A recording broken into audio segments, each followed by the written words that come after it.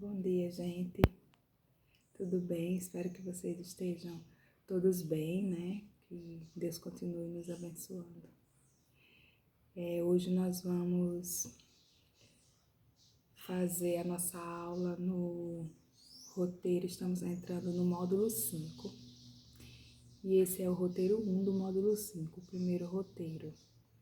E ele fala da influência dos espíritos nos nossos pensamentos e nos nossos atos.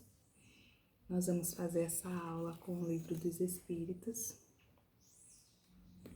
e vamos ver nas perguntas, tá certo?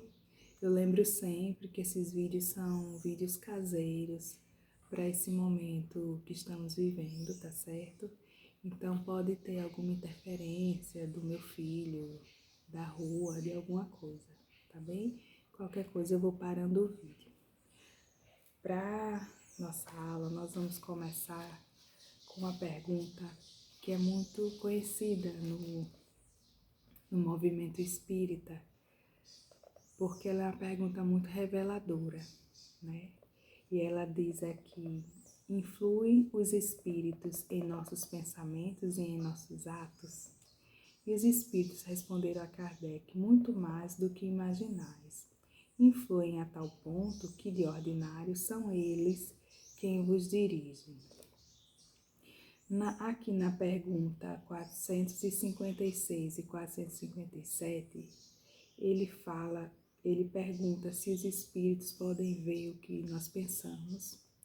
E na outra ele pergunta se eles veem os nossos desejos. Primeiro nós vamos observar que o pensamento, ele é matéria. Para os espíritos que nos observam, eles conseguem perceber os nossos pensamentos. Outra coisa que nós temos que saber é que os espíritos, eles estão o tempo todo ao nosso lado, né? Nunca estamos sozinhos.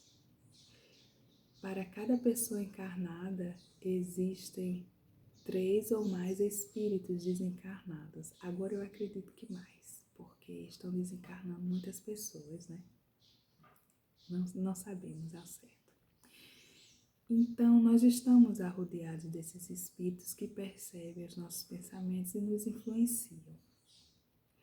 O que nós precisamos nos organizar é para que esses espíritos nos deem uma boa influência, né? E que tipo é a influência desses espíritos, né? Então a pergunta é: que tipo de espíritos estão perto de mim? E existe um ditado muito famoso que diz: diz-me com quem andas que eu direi quem és. Nós no movimento espírita dizemos: diz-me o que pensas e eu te direi com quem andas. Quem são as tuas companhias espirituais, né? Para isso nós precisamos também observar os nossos pensamentos. O que é que você tem pensado? Quais são os seus pensamentos predominantes, né? Um exemplo meu é nessa época dessa pandemia, desse isolamento, eu penso muito na minha família, porque eu sinto saudade deles. Então eu fico o tempo todo conectada com eles. Isso é como uma rede, né? Essa rede, por exemplo, da internet que chega na nossa casa e se espalha e a gente se conecta com tantas pessoas, é como os nossos pensamentos. Essas ondas, né, se espalham e esses espíritos se aproximam de nós. Eu vou olhando aqui as coisas que eu anotei, certo? Para a gente observar. Então, como é que a gente identifica esses pensamentos? Primeiro, isso acontece independente da nossa vontade e acontece o tempo todo, porque nós pensamos o tempo todo e eles também. E então fica entrelaçado esses pensamentos, né? E nós temos que observar que os nossos pensamentos, eles são feitos dos nossos sentimentos e das nossas emoções, né? Então, quando esse pensamento é meu e quando ele me é sugerido, muitas vezes nós vamos fazer algo e nós sentimos uma intuição, né?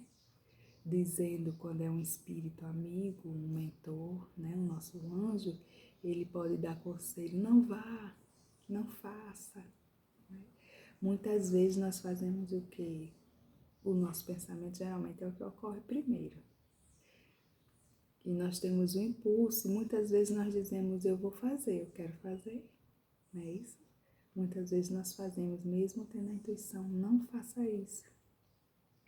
Ou às vezes o contrário, né? A gente até diz, eu acho que não vai dar certo. E nós sentimos algo dizer, faça, nós acabamos fazendo algo que às vezes nos arrependemos. Então é algo muito sério, né? Não é uma coisa para se brincar. Mas agora que nós sabemos, nós vamos aprendendo como é que a gente vai lidar com isso. Como é que a gente identifica. E como é que a gente resolve quando isso é um problema para nós. Então nós vimos que isso acontece o tempo todo.